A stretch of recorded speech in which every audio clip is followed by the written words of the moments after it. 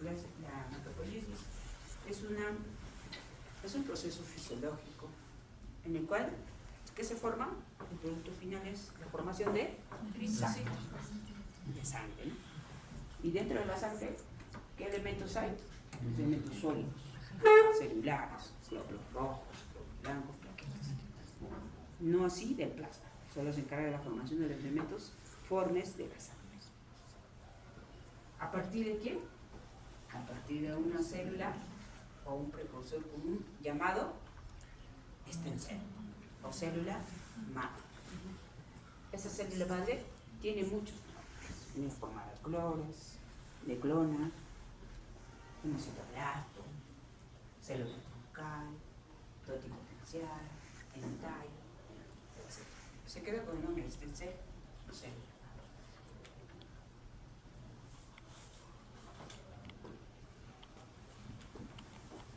Entonces, ¿cuál es la embriología de la hematopoiesis? Entonces, la hematopoiesis tiene, embriológicamente, entonces, tiene dos partes.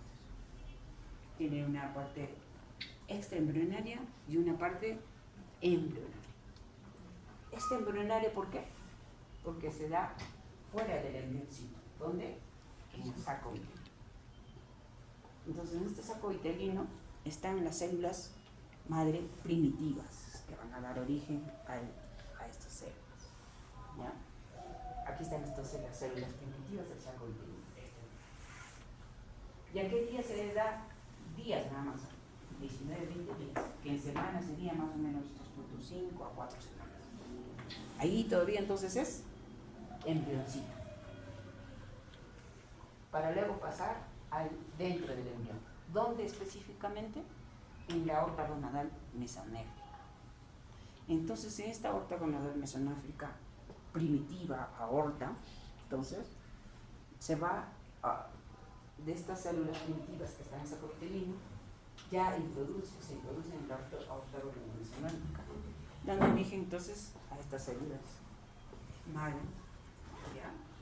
Más o menos a las 4 semanas, 10 semanas de gestación. Ahí todavía es embrioncito. Luego ya pasa a una fase ya fetal, donde ya es fetito porque ya tiene más o menos 5 meses. Entonces a los 5 meses más o menos, aproximadamente, entonces ya se ubica la hematopoiesis en el higadito. Primordialmente en el higadito y secundariamente en el vaso. ¿Ya? Entonces el hígado y el vaso están acá funcionando. Para luego, antes del nacimiento y toda nuestra vida, una vida postnatal, va a ser el órgano netamente hematopoyético, va a ser intramedular. ¿Dónde? En la médula ósea del hueso. Médula. ¿Por qué? Porque la fábrica de sangre está dentro del huesito, en el medio, por eso se llama médula. Entonces, miren, ¿ven?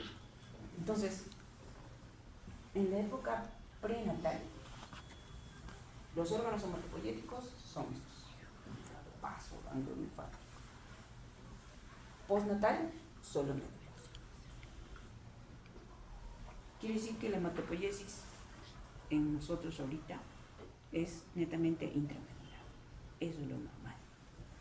¿En qué casos se torna patológico? En los casos, ¿en qué casos es anormal? Ya no es intramedular, sino es extramedular, fuera de la médula. En los casos patológicos, como por ejemplo en la anemia falciforme, en la anemia, por ejemplo, en linfoma, en la leucemia. Entonces, enfermedades patológicas benignas y malignas, entonces ya es una hematopoiesis extramedular, como que si volviera a recordar sus antepasados. ¿Y vuelve a dónde? De lo que tenía que ser solo intramedular, vuelve a ser entonces otra vez hígado, vaso, ganglio linfático. No siento normal.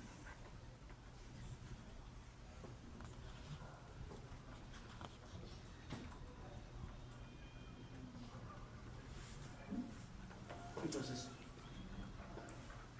mira, ¿ver? Entonces, en la época prenatal, todos tus órganos está funcionando. Después es solo médula ósea. En la médula de los huesitos, largos, planos, ¿verdad? Siendo en la etapa, en la infancia, más o menos, está en la tibia, en los huesos largos, importantemente en los huesos largos, como por ejemplo en la tibia, en el fémur. Y luego ya, más o menos ya cuando somos adultos, más de 30 años, lo consideran, está ya en los huesos planos, es decir, vértebras, esternón, las costillitas, ¿verdad?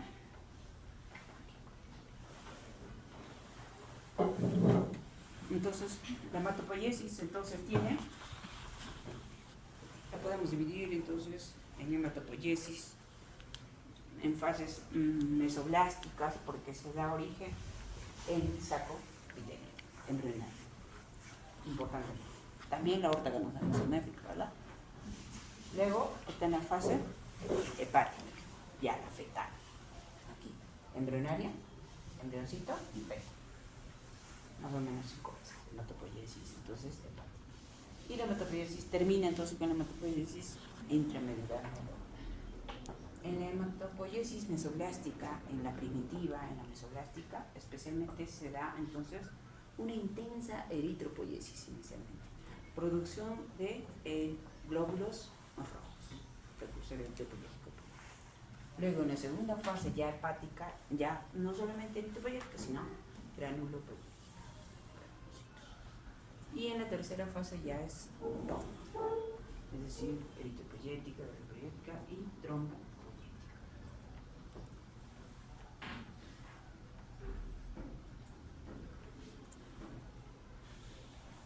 Entonces esto se convierte en tejido hematopoyético y el hoyo. ¿El hoyo por qué? Porque está en médula ósea. ¿Y dónde encontramos médula ósea? Por ejemplo, en los huesos largos, ¿no? ¿En dónde? En los extremos, en las épicas. Entonces hacemos corte de un hueso larguito y miren, en el centro está la médula ósea amarilla. ¿Amarilla por qué? Porque hay grasita. Cuando hacen caldo de huesos, vemos ahí grasita, ¿no? Hay grasa. Entonces normalmente en la médula ósea entonces hay grasa, tejido sostén, células madre y las trabéculas óseas.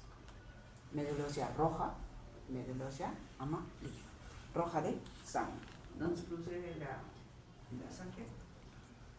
La hematopoiesis, médula ósea roja. ¿Y cómo obtenemos esa médula ósea para ver por microscopía? Eso la otra es macroscopía, ¿verdad? Ahora es microscopía. Mediante un estudio que se llama al aspirar médula ósea en una biopsia de eso. ¿En qué consiste? Entonces consiste en que un paciente en decúbito supino. Entonces el paciente adulto, inicialmente hacemos asepsia, antisepsia, digamos toda la zona. Buscamos la cresta ilíaca posterior superior, ¿no? Palpamos esa cresta, la zona más prominente cuando el paciente está echado o de costado también, ¿ya? Luego infiltramos una lidocaína, que es un anestésico local, por eso que el paciente no necesita que esté en ayunas, podría ir desayunando, almorzando normalmente. Infiltramos la lidocaína, ¿ya? Sin preservante, para atenuar el dolor. Una de las complicaciones entonces es el dolor. Luego introducimos el trocar de aspirado médula ósea. En ese momento el paciente puede sangrar. Entonces otra complicación es sangrado. Entonces quiere decir que el aspirado médula ósea es un procedimiento que tenemos que hacer en los pacientes con plaquetas por encima de, si es aspirado, por encima de 20.000 plaquetas. Si es biopsia, por encima de 30.000 plaquetas, mínimo. Si está por debajo, no le puedo hacer. Porque ¿cuál es la complicación? Sangrado. La sangre está pasando.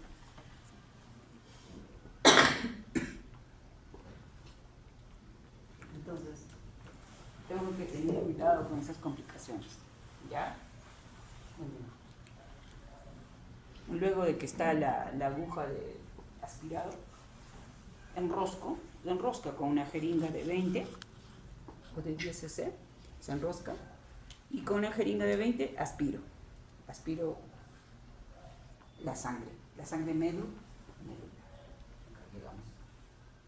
¿Ya? Aspiramos sangre medular. Y obtenemos la primera muestra líquida, ¿ah? Una sangre medular. Después de ello después de este aspirado que obtenemos, entonces la primera muestra tiene que ser una muestrita de sangre medular, una gotita, colocamos con una lámina por objeto, hacemos el frotis y obtenemos la sangre medular.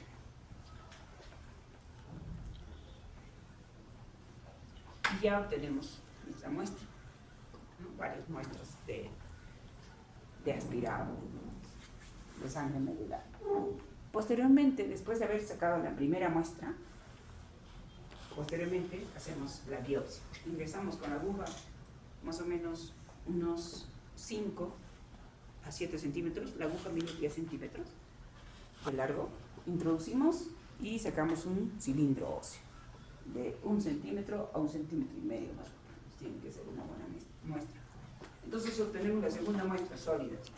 Acá lo colocamos en un frasco estéril y un poco de sangre medular para el coágulo medular. Entonces, después de ello, esas muestras lo coloreamos con una coloración, con un colorante James o Roy. Esperamos que seque y lo observamos por microscopía óptica. ¿Qué vemos? Aquí están las células madre. Esto es una espícula ósea en una aspirado medulosa. ¿Y dónde se ve? Acá. Entre espícula y espícula, aquí hay espícula, acá se ve, porque las células están mucho más separadas. Y a un aumento de 100x, lo vemos, las células de la medulosa.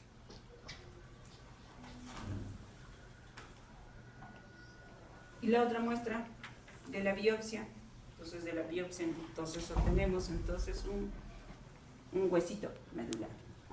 ¿Y por qué me doy cuenta que es un huesito? Porque ya no vemos espícula. ¿Qué vemos? Trabeo. Esto es un trabeo. Y el tejido hematopoyético lo observamos entre trabécula y trabeo.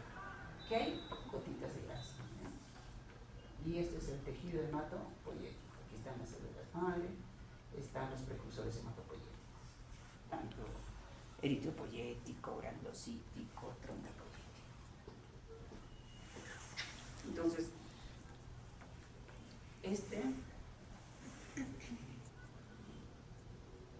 esto rápidamente lo observa el hematólogo, el mirograma, lectura del mirograma.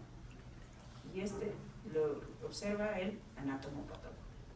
¿Ya? El patólogo entonces lo observa. Y finalmente entonces obtenemos la celularidad, que es importante la celularidad. Entonces, ¿cuánto de celularidad debería tener un recién nacido? Ni bien nace un recién nacido, tiene una celularidad en esta médula que hemos presentado, 100% de células. Por eso que ni bien nace el recién nacido, tiene alta cantidad de leucocitos. ¿Han visto? ¿Podría llevar a pediatría? No. Se van a dar cuenta entonces que en los recién nacidos van a tener gran cantidad de leucocitos, que puede llegar hasta 20.000, por ejemplo, que es normal. La hemoglobina podría tener 17 gramos por ciento normalmente, que es normal para su edad. ¿Por qué? Por la gran cantidad de celularidad. Y a medida que va aumentando nuestra edad, la celularidad va disminuyendo. Entonces, en un adulto joven como ustedes, ¿no?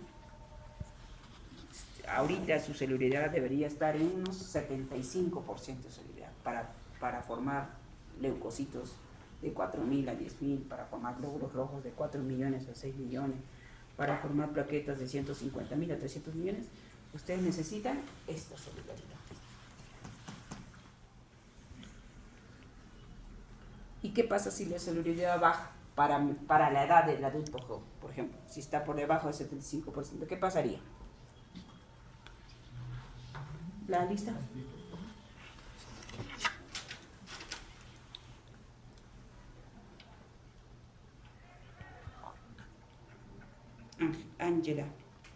Ángela Nicole. Sí, ¿Qué pasaría si la celularidad bajara en un adulto joven ya, como ustedes? ¿Ustedes están rodeando qué? ¿21, 22, 25? ¿Podría presentar una alteración, doctora? Leucemia, Ya. anemias. ¿Y qué patología se llama eso? Si presenta leucopenia y si baja la celularidad. Sí, tiene pancitopenia el paciente. ¿En qué patología estaríamos? ¿En qué enfermedad hematológica estaríamos? Muy bien, aplasia. Muy bien. Entonces, Ángela, si la celularidad baja para este joven de 25 años, no hay celularidad, está por debajo del valor normal, se llama insuficiencia medular. Dentro de insuficiencia medular está la anemia aplásica. Sí, no hay celularidad.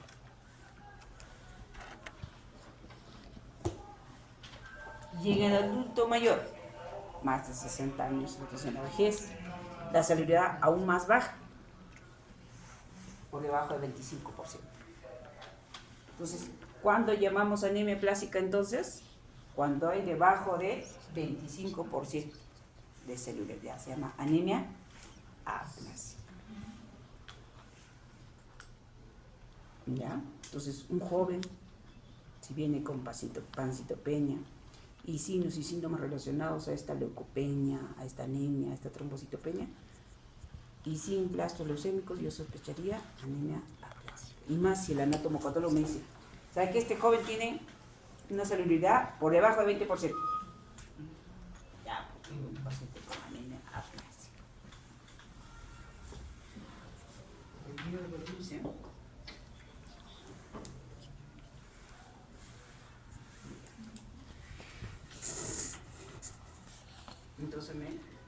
Entonces esto es aspirado meduloso. ¿Ya? Esto es el mielogramo, la lectura que tenemos que lecturar los hematólogos para poder ver si la celularidad está adecuada, si las células tienen la morfología adecuada, tiene una morfología homogénea, tenemos que ver ahí si es homogéneo, si es heterogéneo. Lo normal de una médula ósea es que tiene que ser, la celularidad tiene que ser adecuada para su edad, ya hemos visto. Uno, aspecto importante. Dos, si es homogéneo o es heterogéneo. ¿Cómo es la médula ósea normal? Heterogénea. ¿Qué significa heterogéneo? Diferentes células en diferentes estadios. Tiene que estar la serie roja, tiene que estar los precursores eritropoyéticos. ¿Cómo cuáles? Como por ejemplo aquí está, acá está. Estos son los precursores eritropoyéticos. Estos. Los eritroblastos. Tiene que estar los precursores de los mielocitos. Tiene que estar los precursores de los granulocitos. Los mielocitos, premelocitos, células en banda, metamielocitos, célula plasmática. Mira. Entonces, tiene que estar todas las series. Eso se llama heterogéneo. Cuando es homogéneo, sospecho en algo patológico.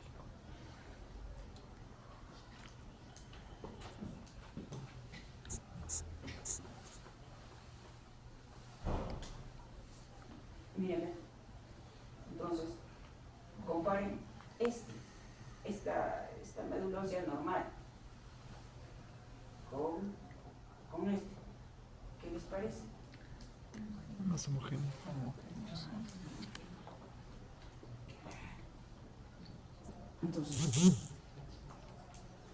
Entonces, ¿qué diré ahí?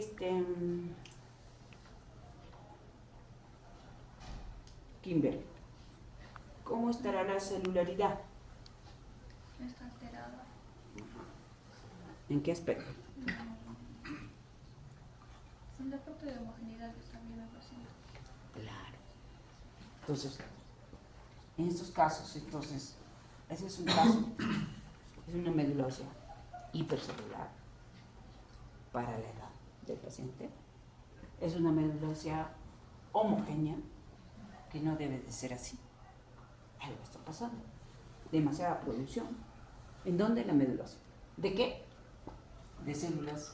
Miren, estos. Casi todos son iguales. Miren. Todos son iguales. Con este. ¿Eso cómo se llama? Blastos. ¿De qué tipo? Blastos linfoides. ¿Por qué digo linfoides? Porque tiene más núcleo que citoplasma. Y cuando dejan ver nucleolo, estos ojitos que ustedes ven son nucleolos. Entonces, cuando dejan ver nucleolos quiere decir que su núcleo es inmaduro. Y si es inmaduro, entonces son blastos leucémicos, linfoides. ¿Y cuándo sería mieloide? Si tiene granulaciones citoplasmáticas. ¿Como cuáles? Como, por ejemplo, que tendría muchas granulaciones, como este promielocito, por ejemplo.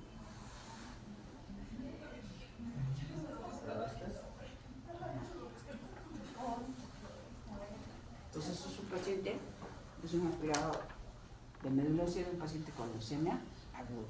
¿Cuánto digo que es leucemia aguda? Cuando sobrepasa los blastos por encima de 20, más de 20%. Médula ósea o sangre periférica, digo que es leucemia aguda. Porque aquí, solo en este campo, imagínense, hay más de 20. Con otro campo más de 20.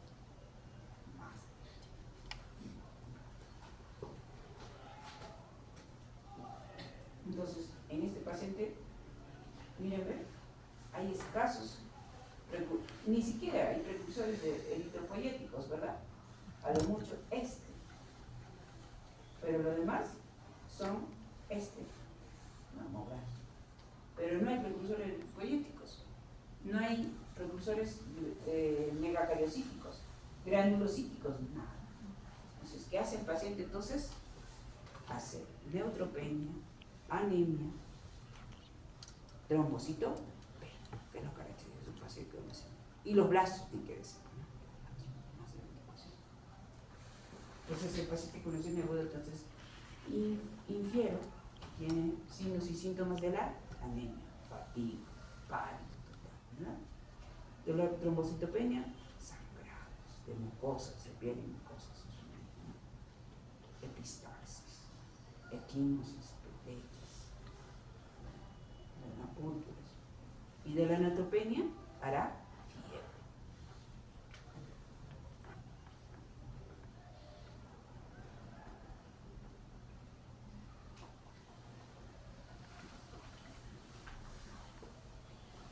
Y acá, ¿qué te parece? ¿Qué te parece? Aquí, Renzo, ¿qué te parece acá? ¿Renzo está? Sí. ¿Renzo qué te parece?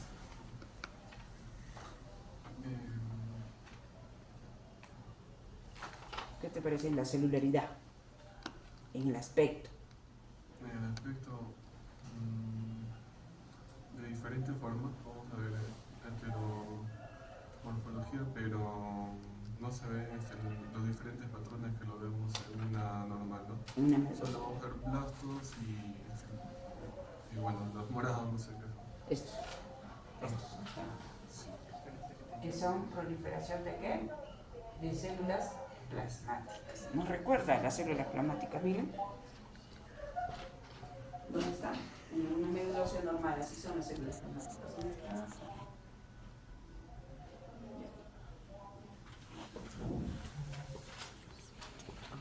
Esta es una célula en forma de huevo frito. que debería haber pocos, no muchos, 2%, 1%. Pero acá miren, aquí hay más. Y algunas hasta con doble núcleo, en forma de huevo frito, sí. Este, 1, 2, 3. Y alteradas eso. Entonces es una proliferación de células plasmáticas. Más del 10% digo que es mieloma múltiple. Si sumo los campos, ¿verdad?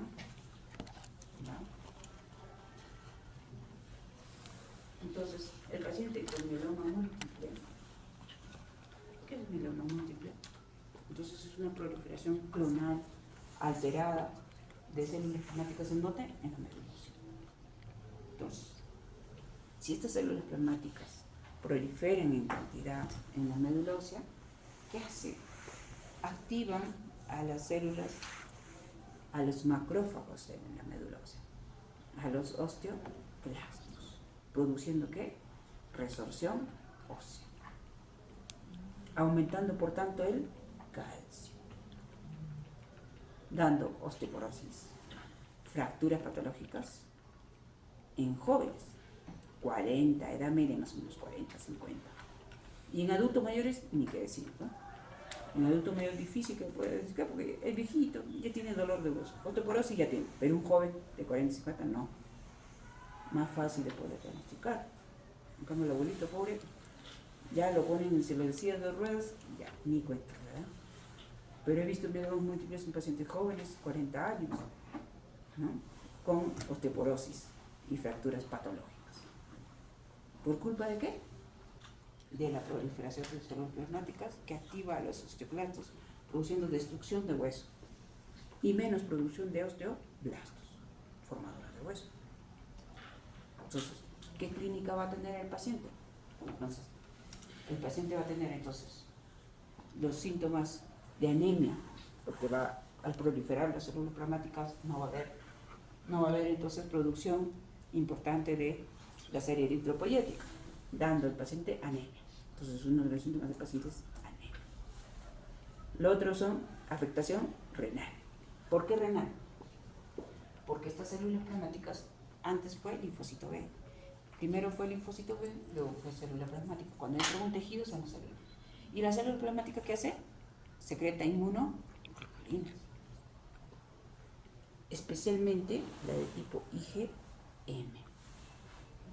Entonces produce gran cantidad de inmunoglobulinas. ¿Ya? Produce inmunoglobulinas. Y eso es, entonces, hay producción exagerada de inmunoglobulinas que llega al pobre riñón y el riñón pobre sufre necrosis tubular aguda por culpa de estos excesos de inmunoglobulina. Entonces, sufre falla renal crónica. Entonces, daño, compromiso renal. Anemia, compromiso renal. ¿Qué más? Compromisos del sistema inmunitario. ¿Por qué? Porque estas células plasmáticas están deficientes. El paciente entonces tiene alto grado de infección, ¿ya? Bacteriana, y puede ser la causa de muerte del paciente. ¿Produce qué más? Daño óseo. ¿Qué produce? Osteoporosis o fracturas patológicas. El paciente de la nada se fracturó la columna. Usualmente por eso lo característico es el dolor lumbar en el paciente con mieloma, ¿no? ¿Ya? Entonces, el paciente con mieloma, ¿no?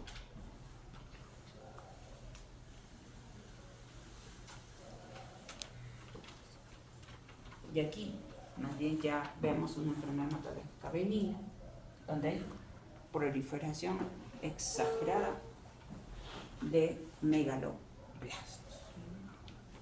Megaloblastos, ¿qué significa? Que los precursores de la serie roja y de la serie granulocítica se quedan así, gigantes, grandes. ¿Ya? Entonces, ¿en qué casos? En la anemia megaloblástica. ¿Por deficiencia de qué? Vitamina B2 ácido. ¿Por qué? Porque la vitamina B2 ácido fólico hace que se sintetice ADN-ARN, mitosis de este debería seguir su camino hacia otra célula, pero no hay eso.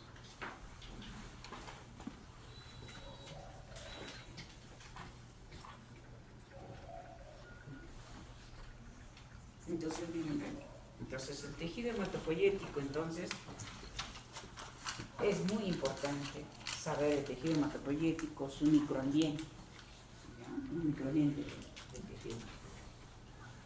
¿Por qué? Porque el microambiente, recuerden que la médula ósea está en el centro del huesito y también se sostiene de los tejidos de sostén, mesenquimales, del huesito alrededor. ¿Ya? Por eso que en caso de mieloma múltiple dañan a los osteos, activa los osteoclastos para la destrucción en ciertas patologías.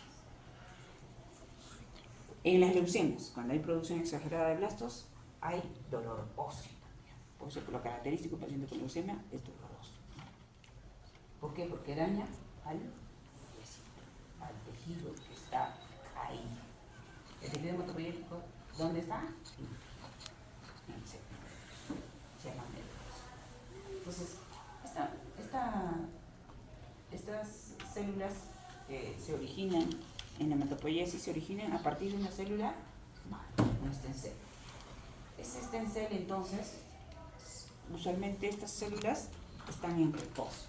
Entonces, cuando tienen que dividirse, se dividen. Usualmente está en reposo, es decir, no división, con la capacidad de autorrenudarse. Por lo tanto, de mantener su número en la misma cantidad. ¿Ya? ¿Y de qué se vale? De estos factores de crecimiento. Del calcio, ¿no? De la TPO, para poder regular su proliferación. ¿Ya? Y dentro del tejido hematopoyético también es importante este sinusoide. Este sinusoide. ¿Por qué es importante ese sinusoide? Porque todas las células, acá están las células madre y aquí están sus precursores. Entonces este sinusoide le dice, es la puerta de entrada de salida, mejor dicho, de todas las células van a pasar por acá. Quiere decir de aquí pasa la sangre periférica. Solamente células maduras. Por eso que el sinusoide es un órgano, una parte importante de la médula ósea que le va a dar la barrera selectiva de primero. ¿Qué significa la barrera? Que solo va a dar pase a las células totalmente maduras, no inmaduras. Entonces, ¿cómo llegó el blasto leucémico a la sangre periférica en un paciente con leucemia aguda? Entonces, refiere que en las leucemias, entonces, este sinusoide pierde la selectividad. ¿Por qué? Porque se inflama. Y al inflamarse, pierde la selectividad y pasan todos los blastos, cuando por ahí no debería dejar de ser. ¿Ya? Entonces, el sinusoide es como el profesor, que dice que de acá de este curso no va a pasar alumno que no estudie. Solamente los que estudian van a pasar. Igual es. Una célula madura no puede salir. No. ¿Y cómo sale? Mediante un espacio transcelular. El endotelio vascular, entonces, se abre el poro y va a entrar entonces de lo que estaba acá las células maduras, pasa a la circulación periférica por un poro transitorio. Entonces aquí está el esquema, miren, esta es una biopsia medulosa, aquí es trabécula, aquí está el sinusoide, miren, y alrededor del sinusoide miren cómo se ubican las células de manera estratégica. Alrededor del sinusoide están los megacarecitos. Entonces, parte de estos megacarecitos su citoplasma se va a fragmentar. Y parte de esa fragmentación va a pasar las plaquetas. Entonces, hay un elemento ya maduro llamado plaquetas, que son elementos anucleares. Pasan acá. Entre el sinusoide va a estar también aquí el macrófago medular, que va a ser un monocito que pasó a la médula, que es el macrófago medular. El macrófago medular Y alrededor del macrófago, miren, están los precursores eritropoyéticos. ¿Por qué? Porque recuerden que el monocito macrófago forma parte del sistema red, que se encarga de ¿qué? Reciclar hierro. Recicla hierro. ¿Cómo así? La síntesis de hemoglobina se inicia acá, desde proritoblasto, antes que llegue hasta reticulocito. Aquí, entonces dentro de la médula. Y pasa como reticulocito hasta que pasa por la circulación 2 o 3 días, madura, como glóbulo rojo. Ya pasa a la circulación. Y aquí, miren, tiene núcleo.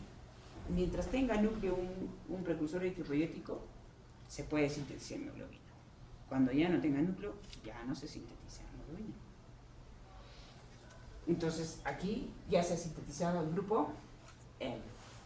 ¿Ya? El hierro está acá. Entonces, el núcleo. ¿Y qué hace el macrófago? Recicla. Dame tu núcleo.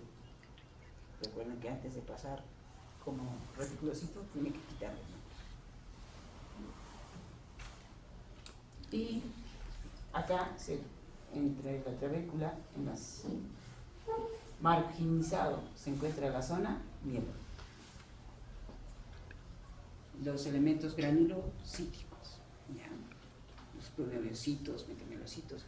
Miren, hacemos un zoom acá entre la zona mieloide y el sinusoide.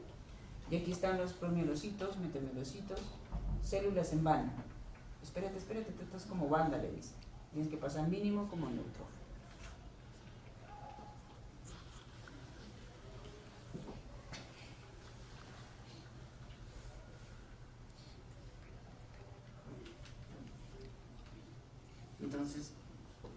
Entonces nacen las propiedades del stem cell, de la célula madre. Entonces la célula madre tiene, antes se consideraba 3 propiedades y se ha agregado 2 propiedades más, que es la capacidad o la propiedad de potencialidad.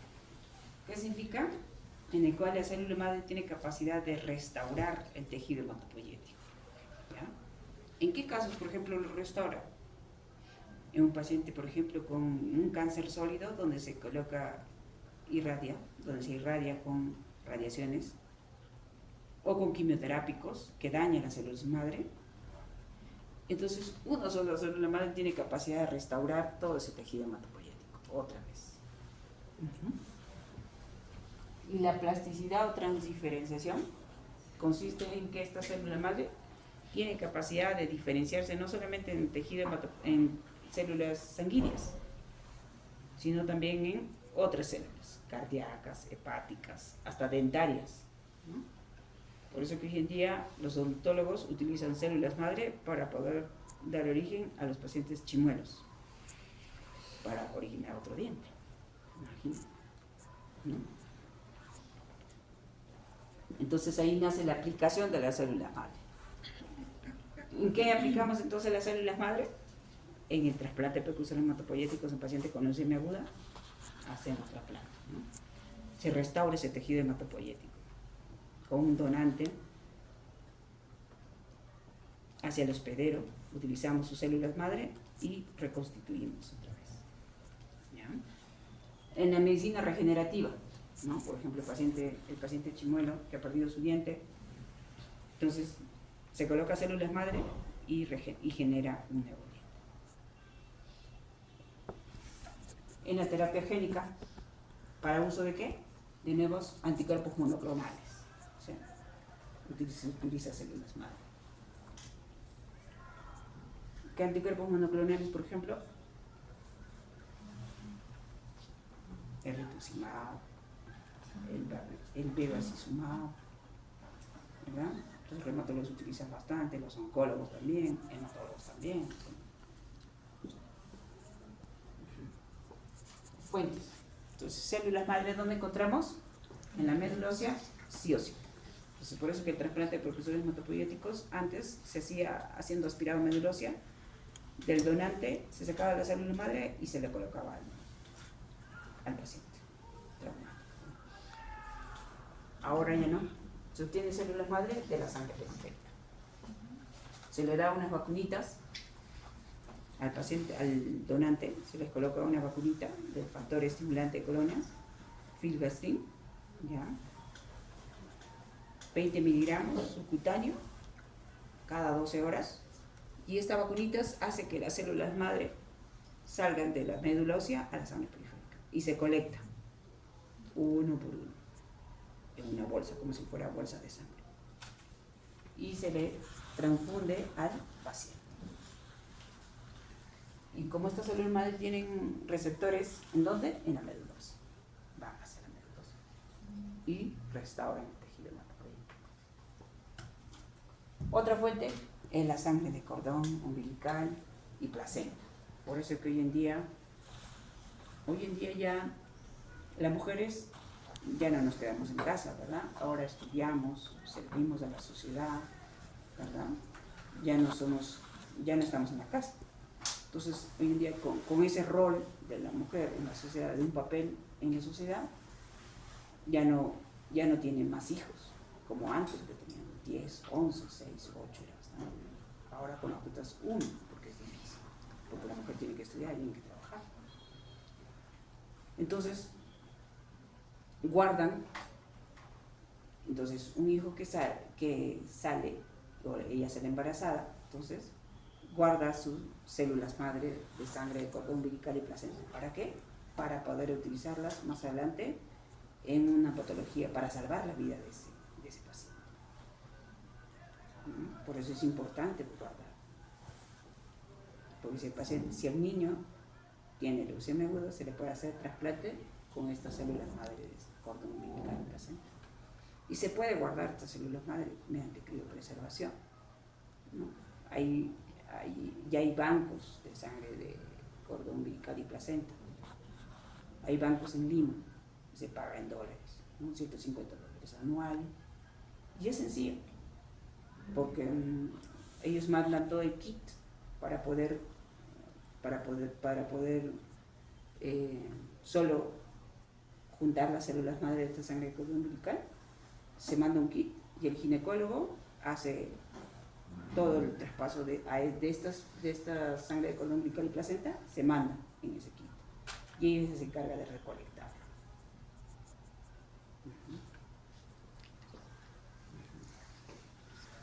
Y se tiene que hacer para poder salvar la vida de un paciente. En el hospital me tenía un paciente, un niñito, tenía leucemia aguda, era hijo mío. ¿Qué hizo la madre? Como no guardó sus células madre de sangre cordón umbilical de ese niño de 9 años, tuvo que embarazarse. Se embarazó. ¿Para qué? Para salvar la vida de este niño. ¿Para qué? Para que utilizó la sangre de cordón umbilical y placenta del bebé que salió. Utilizó la célula madre de esta sangre de cordón umbilical y pudo hacerse trasplante. Y el niñito pudo vivir. Pero tenía que sacrificarse, ¿no? Tenía que tener otro hijito.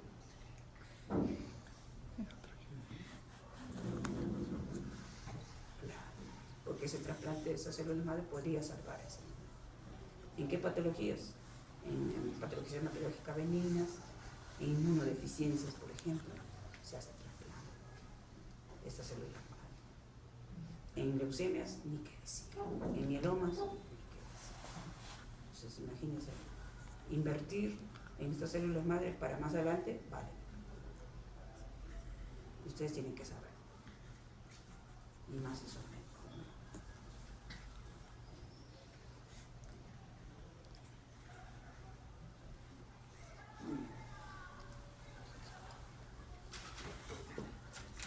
Entonces, miren, entonces las células madre dan origen a sus dos células hijas. Tienen capacidad entonces de diferenciarse.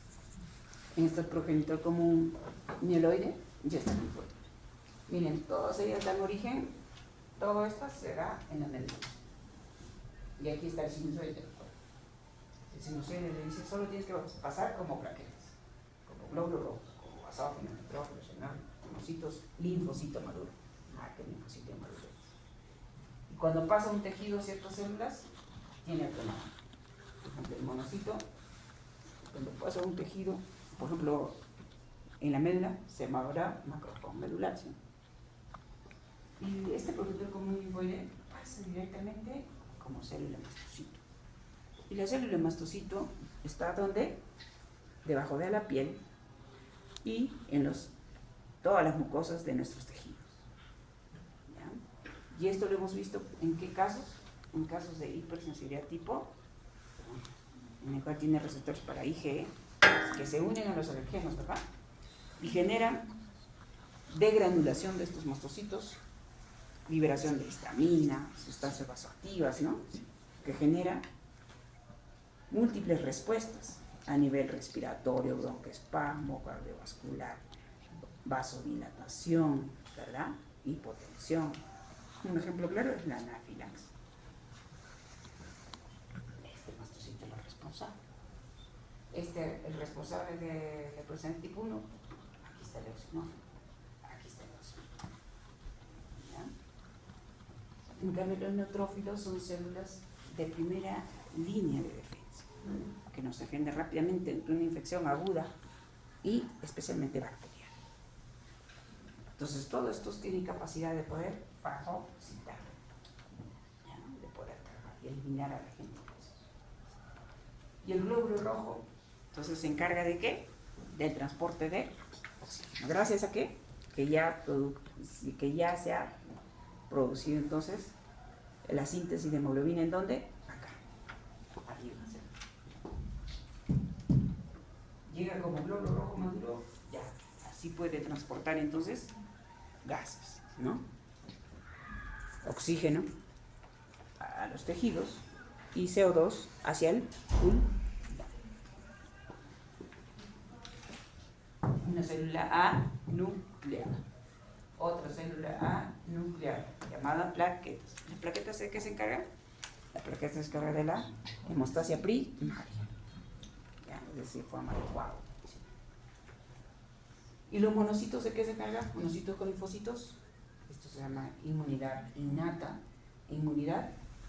Entonces, innata, usualmente la inmunidad se encarga de la respuesta inmune rápida, a diferencia de respuesta inmune tardía. Linfocitos sí, macro.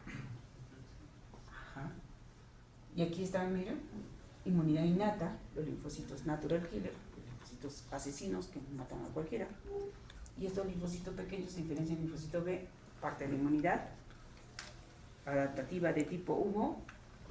Miren, este linfocito B, cuando pasa a un tejido, aquí está en la sangre, cuando pasa a un tejido, por ejemplo en la médula ósea, se llama célula plasmática. ¿Y esa célula plasmática qué secreta?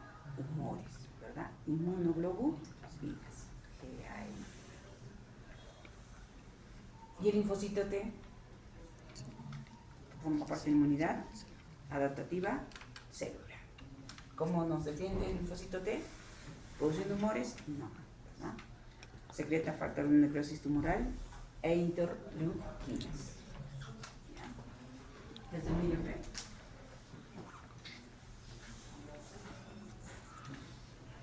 Entonces, para la regulación de la hematopoiesis, ¿qué necesitamos?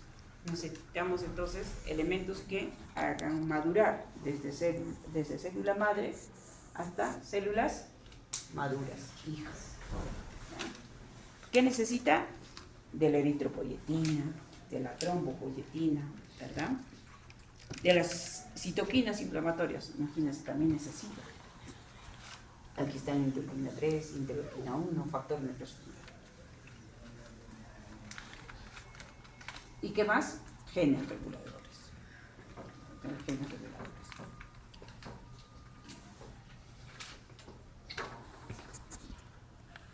Entonces la trombopoiesis.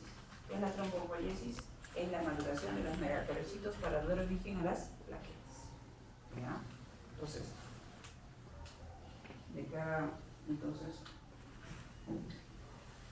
de cada megacariocito se va a originar más o menos 2 a 7 mil.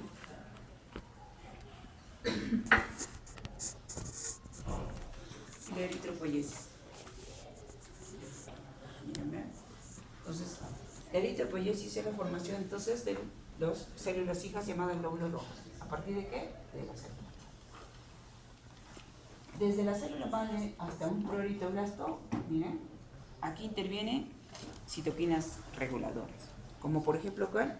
La eritropoyetina, las interleuquinas necesitan, para que madure la célula madre hacia eritroblasto.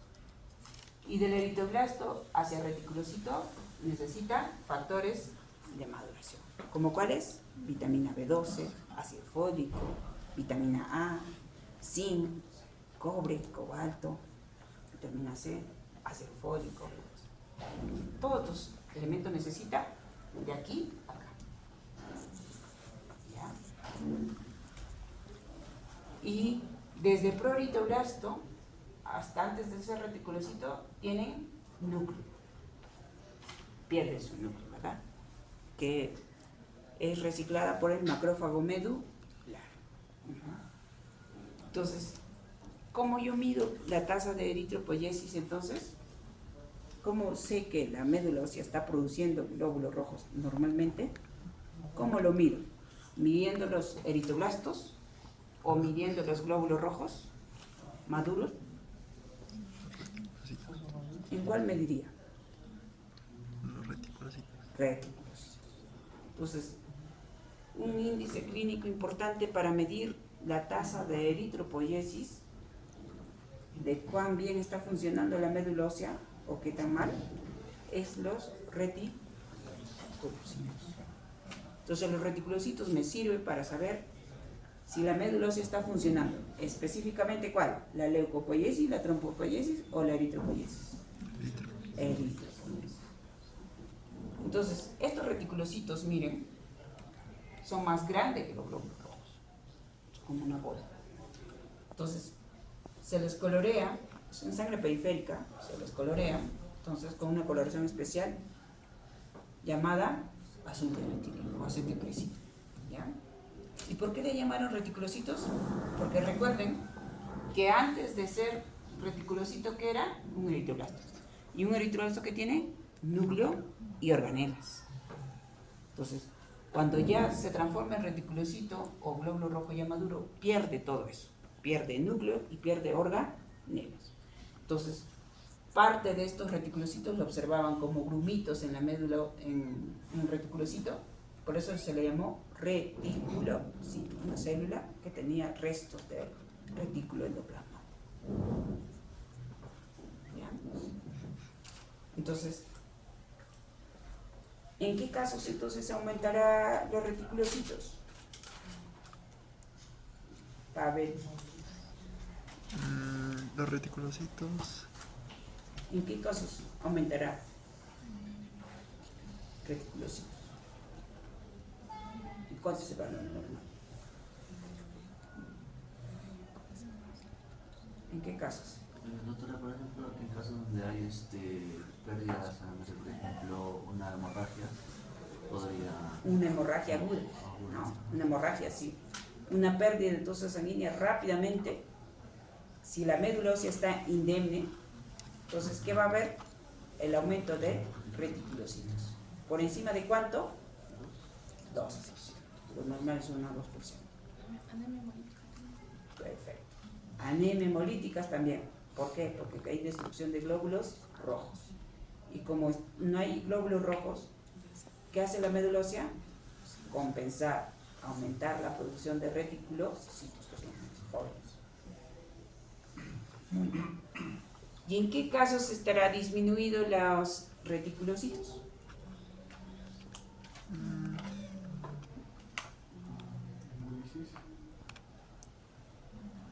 Disminuido.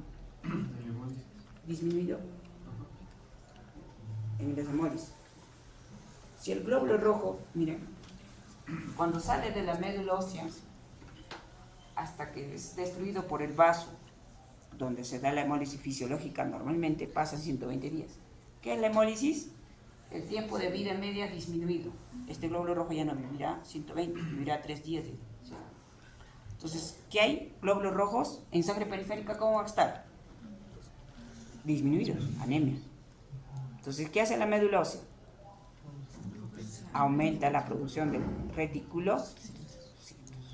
Entonces, en anemias hemolíticas, entonces, estará aumentado los reticulocitos. Muy bien. ¿En qué caso estarán disminuidos entonces? Anemia plástica. En las anemias aplásicas. Muy bien. ¿Por qué? En la anemia plástica. ¿Por qué? No hay células, mal, no hay celularidad, ¿sí? No hay celularidad está disminuida. Por tanto, ya no va a haber desde célula madre hasta eritroblasto hasta reticulocito, no va a haber. Los reticulocitos disminuyen y por eso que uno de los criterios de anemia plástica es reticulocitos por debajo de 1% o por debajo de recuento absoluto 60.000.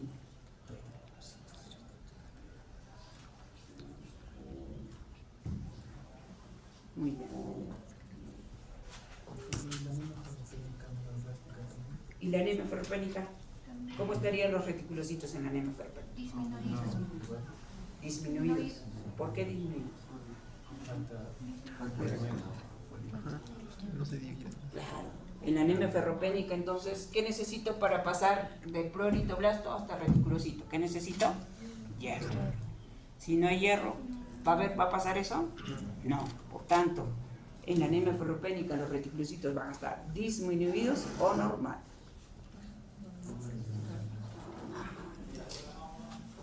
Y en la anemia megaloblástica, entonces no hay B2, no hay ácido fólico. Entonces no va a producirse el paso de esto a estos reticulocitos disminuidos, ¿no?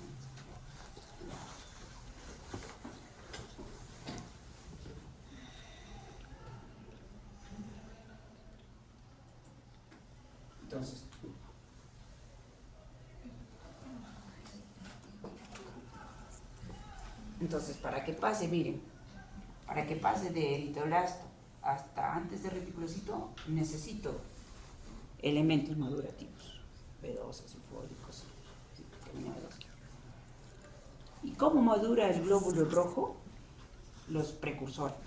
Los precursores, desde proeritoblasto hasta reticulocito, el glóbulo rojo madura de más a menos, en todo aspecto, en tamaño. En tamaño, de más a menos.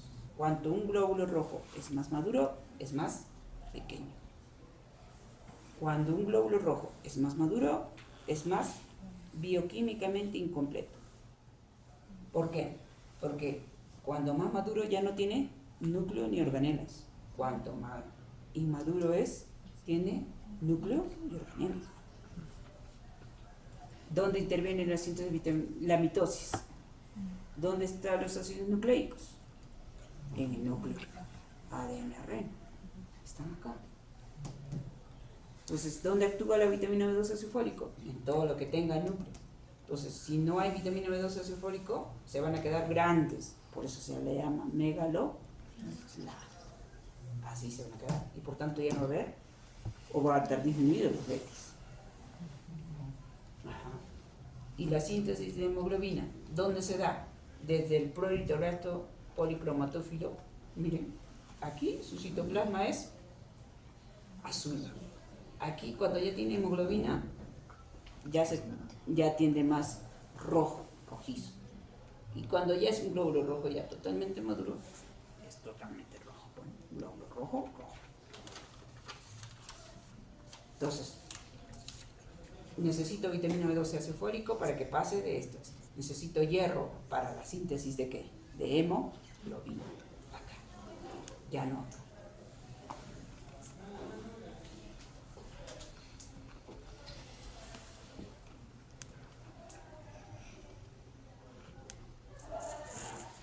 Entonces, la vitamina B12 ácido fólico, entonces, ¿dónde necesito? En el núcleo de la célula. Para producir división celular. Pero si no hay vitamina B12 ácido fólico, no hay división celular. Se queda como megaloblastos, dando origen entonces a la anemia megaloblástica por deficiencia de vitamina B12 o de ácido fólico. La más frecuente es por deficiencia de ¿qué? ¿De cuál de ellas? ¿Más frecuente? B12.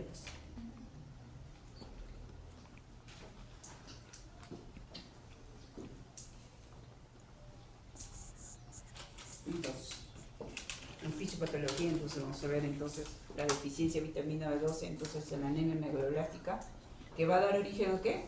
En la médula ósea, deficiencia de vitamina B12. va a provocar disminución de los reticulocitos o reticulocitos disminuidos. Y en la sangre periférica, ¿qué nos va a dar? Si aquí hay grandes, gigantes, también dará origen a glóbulos rojos grandes, llamados macrocitos, ¿no? Por eso que la anemia ameloblástica se caracteriza por una anemia de tipo macrocítico, es decir, un volumen corpuscular medio por encima de 100 femtolitros. Y en los glóbulos en los leucocitos o neutrófilos, ¿qué va a originar? Hipersegmentación de neutrófilos, ¿no? ¿El neutrófilo cuántos lóbulos tiene? Pues normalmente de 3 a 5 lóbulos. ¿Y aquí cuánto va a tener? Más de 5, 7, 8, ¿no? Característico del paciente con anemia ameloblástica. Entonces, si no hay maduración de proeritroblasto hasta esto, va a haber entonces anemia. ¿Qué más va a producir? Si los no solamente afecta a los precursores de los glóbulos blancos, sino glóbulos rojos, plaquetas, ¿verdad? Produciendo entonces leucopenia, anemia, trombocitopenia, pancitopenia.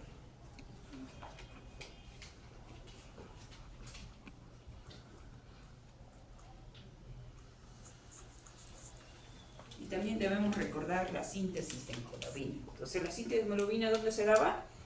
Desde acá, ¿verdad? Eritroplasto policromatógrafo. Necesita hierro. ¿Y por qué se da la síntesis de hemoglobina? Porque necesita núcleo y organelas. Entonces, ¿este eritroplasto policromatógrafo tiene núcleo? Sí, tiene núcleo. Aquí está el núcleo. ¿Y qué organela más necesito? A la gran mitocondria. ¿Para qué? Para sintetizar a partir del succínico ácido. ¿Para qué sintetizar? La protoporfirina 9. ¿Ya? Entonces, el hierro, entonces aquí está la célula, el proeritoblasto, miren, tiene su receptor para transferrina. Entonces el hierro que ingresa por la dieta, entonces el hierro, ¿no? Ingresa como, ¿cómo se absorbe el hierro? Como un hierro más 2, en forma ferrosa. Por eso que el receptor siempre acepta hierro más 2. No te acepta el hierro más 3, ¿ah? Dice. El hierro más 2, ¿qué es? Un hierro hemínico. A diferencia de hierro más 3, que es un hierro no hemínico. Por eso que la mejor absorción es con hierro más 2. Y todas las células se aceptan con un hierro más 2. ¿Por qué? Porque el hierro más 3 produce mucha inflamación, muchos radicales libres. Por eso que el hierro más 2 tiene que ingresar a la se une a la célula, especialmente a la organela, a la protoporfirina 9, ingresa y se transforma en grupo E. Entonces, 4 hemos y el núcleo está ya produciendo a partir de los aminoácidos, están produciendo ¿qué? Las cadenas, ¿no? 2 cadenas alfa y 2 cadenas beta. Entonces, formando 4 cadenas. 4 cadenas en total más 4 hemos, forma hemo más la globina, hemoglobina. Entonces se da la síntesis de hemoglobina, ¿en dónde? En el hemoglobina. Si no hay hierro, ¿va a formar hemoglobina? ¿Dando qué? Anemia. ¿Qué es la anemia? La concentración baja de hemoglobina para la edad, para la altura, para el sexo del paciente.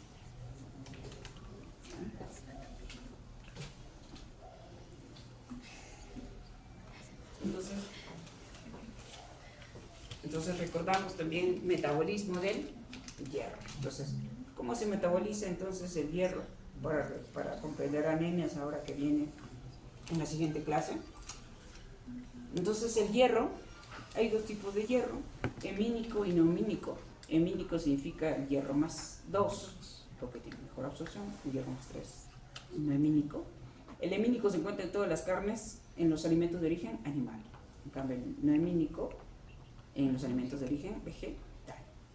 El animal es más caro, el vegetal es más barato.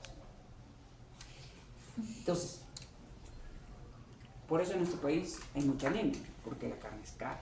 ¿Cuánto está el kilo? $30 puede estar, ¿no? A diferencia de un kilo de lentejas, que está 4 soles y alcanza para toda la familia, si es que hay bastante familia. 1 kilo de carne no puede alcanzar para tanto. Entonces, el hierro, ¿cuánto de hierro necesitamos nosotras las personas diariamente sin anemia? En estado fisiológico necesitamos de 10 a 20 gramos de hierro diario. De esos 10 o 20 gramos que entra por la boca, pasa por el esófago y llega al estómago, gracias al ácido clorhídrico del estómago, el hierro de lo que está en, si hemos comido más hierro no hemínico, hierro más 3, hace que transforme el ácido clorhídrico de hierro más 3 a hierro más 2. Pero si hay alteración en la mucosa del estómago, ya sea por úlcera, gastritis, inflamación, no va a haber esa transformación, dando anemia. Y además, el hierro más 3, recuerden que consumimos más, y gracias a la vitamina C se transforma de hierro más 3 a hierro más 2. Entonces la vitamina C ayuda. Entonces hay que consumir entonces vitamina C, ¿no? Limonada, naranjada, kiwi, papaya, todo lo que se encuentra vitamina C. ¿Por qué? Porque activa al hierro. Así como hay alimentos que la activan, hay alimentos que la inactivan. Como por ejemplo, ¿cuáles? Los tecitos, cafecitos, filtrantes, gaseosas, chocolates, leche de vaca, las gaseosas, inhiben la absorción de hierro. Entonces, todos los niños lactantes que están en mujeres en fértil, que menstruamos, no debemos consumir esas cosas. Para nada. No, café no. Porque inhibe tu absorción. Entonces, ese hierro entonces pasa del estómago al duodeno. Entonces hacemos un zoom ahí. Y en el duodeno se encuentra una entrada, una puerta. Entonces, ese hierrito, miren, se llama transportador de metales bivalentes. Tipo 1. Entonces, ahí, como es bivalente, el hierro más 2 ingresa al enterocito. Como nuestro cuerpo es sabio, siempre guarda pan para mayo, lo poquito que le sobra en forma de ferritina. Pero sale por la ferroportina a distribuirse a todos los órganos que necesitan hierro. ¿Y quiénes necesitan hierro? Necesitan hierro entonces el músculo, la médula ósea, ni qué decir. ¿Quién más necesita hierro? Guardar pan para mayo. Entonces, la médula ósea, ¿cuánto necesita de todo eso? Solamente 25 miligramos. De esos 25 miligramos, 2 vienen de la absorción del enterocito y el resto viene del sistema res. ¿Quién se encargaba de reciclar el hierro? El macrófago. ¿De dónde? De la médula. El macrófago del vaso, del hígado. Y le aporta más hierro a la médula. Pero si no hay hierro de reserva y tampoco hay hierro en alimentación, el paciente va a entrar en anemia ferropénica, dando entonces la fisiopatología de la anemia ferropénica, fisiopatología de la anemia megaloblástica, fisiopatología de las leucemias. Entonces nos sirve para poder comprender entonces hematopoiesis, las patologías hematológicas benignas y malignas. ¿Ya? Entonces para la próxima clase, entonces, full casos clínicos vienen leyendo. ¿Ya? Gracias, doctora. Gracias, doctora.